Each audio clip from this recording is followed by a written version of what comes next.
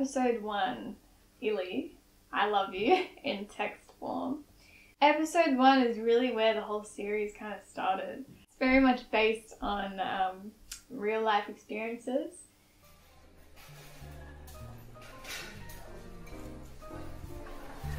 This idea came about from me ranting about all the sights I'd seen at my part-time job, which was in hospitality. I would always be at the cashier or the counter, and whenever a couple would come in for dinner or lunch, they would always be sitting opposite each other, but they would be on their phones pretty much the entire time. And I just found that so weird because, you know, phones are sort of there so we can interact with people that aren't there, and yet we're on them the whole time when we're with other people, like actually with other people.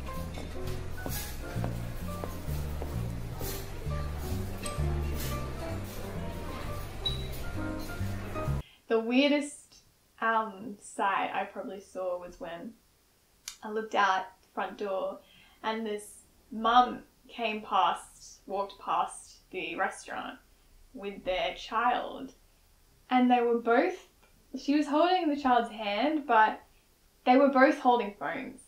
This is like a 3-year-old holding a phone and a mum holding a phone, just casually walking like that. And I was like, this is just absurd. Like, someone needs to say something about this.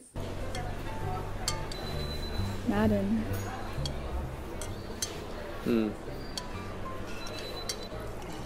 Madden. Hey, what's up? So you have my character Grace and Marshall's character Madden, the 2 leads of the series. And yeah, they're out on Valentine's Day and they're both on their phones. It was originally written as a comedy, because obviously it's a ridiculous thing to see. It sort of merged into this drama, and especially when you watch it, it's probably one of the most, that in episode 8, the most sort of dramatic, sort of slightly different feel to all the other episodes. It's very realistic, but it's very natural and honest and raw. And it just originally wasn't like that, and I think that just sort of came about when Marshall and I really developed our characters and where we wanted our characters to go, and just this sort of episode 1, it just sets up the whole series really.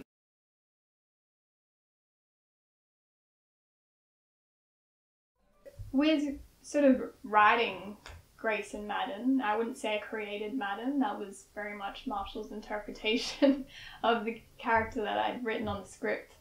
But as an actor personally, the reason I decided to create Grace the way she was, which is very sort of almost opposed to this whole social media thing, very internal, very anxious, I really wanted to play a character that was quite different to the roles I'd been playing.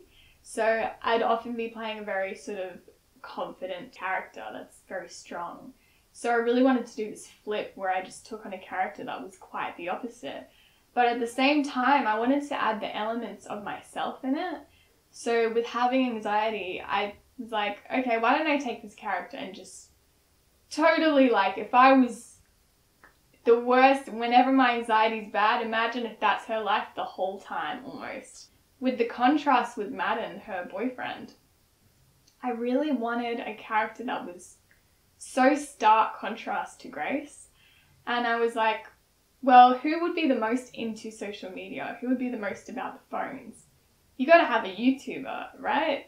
Someone whose life is literally about creating content and being on there almost 24/7. Just having this contrast between these two sort of opposing forces, I thought was quite interesting to write.